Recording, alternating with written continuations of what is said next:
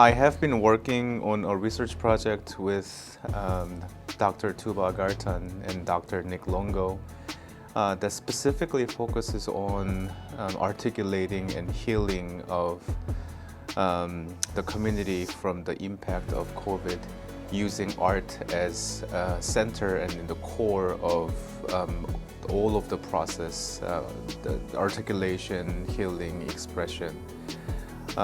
Also, one product of that research that we have made so far is an exhibition, and exhibition usually is a venue where artists would come together and then share the artwork. But the way we looked at it this time, which is very different compared to other types of exhibitions, is that we have seen exhibition as a data creating opportunity for us to not only look at the artworks, but then how it can generate data that is tangible so that it can translate the deeper impact on the community. And that's what makes our research really, really valuable, because it is a teamwork between an artist and scholars from different fields, including medical sociology, civic engagement, and education. We specifically worked with artists from the local community, and to be more specific, a majority of the artists we have worked with for this exhibition are from BIPOC community, which deeply reflects the community that is so deep down under the radar from any kind of data gathering. So I feel very, very proud of the exhibition, and it had a wonderful, wonderful turnout. And I look forward to seeing how we can continue to do the work that we have been doing at a larger scale. The experience that we have had recently in the past few years related to COVID was so impactful, and it was so fast changing. The situation changed minute by minute, which didn't allow us scholars, members of the community, and researchers to really sit down and think about what it means to us to go through this experience. So I felt the need of having the space of reflection.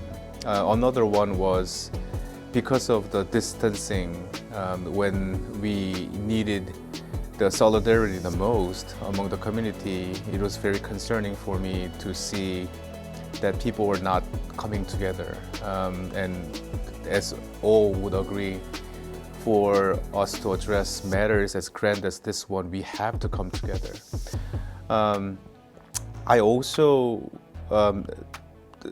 paid a close attention to how artists were responding to the experience. This is not the first time, but whenever there is a catastrophic or a very, very difficult situation that the community encountered, artists are the ones who helped the community to come together and then articulate the deeper experiences that people were experiencing as a whole, as a group, and also on the individual level as well.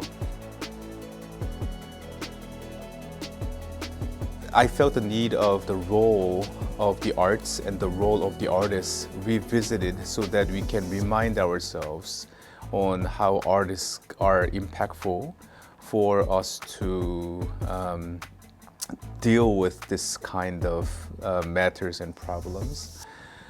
By not only utilizing the arts, but then having interviews with the local artists, learning from their practice, learning from their process-based thinking and problem solving. Also, interdisciplinarity ways of methodology and approach for their arts practice as well. Our students, including many scholars, oftentimes we are in many ways educated not to identify ourselves as an artist, That's simply because we do not have enough of exposure to art making, or there is a label attached to us, many of us, making us think that, oh, I cannot draw, therefore I'm not an artist. My teacher when I was a child told me that I'm not great at art making. But it was surprising to hear from the artists that when they interact with the members of the community, they look at every single one of them as an active agents of the arts making, whether they are actually producing or not. And oftentimes, the artwork is not measured nor identified as how the so-called scholars and experts would measure their artwork in the institutional setting. So that was also very refreshing. And another very much of very heavy and significant contribution that we have discovered was that there are many different policies that comes from the top, the different offices, governments and such. And the intention is very positive. However, there is a gap between how it actually gets translated and what kind of impact it has on the community. And artists can be the ones who bridge between the positive intentionality and then positive impact from those well-intended policies. So those are the positives that we have discovered. And one initiative that we are envisioning is how can we support the arts and the artists so that what the artists are doing and the kind of contribution that artists are making to the community can actually make a tangible impact, and how that can be highlighted in the sense that it is better regarded and better respected. We are preparing to present a tangible, more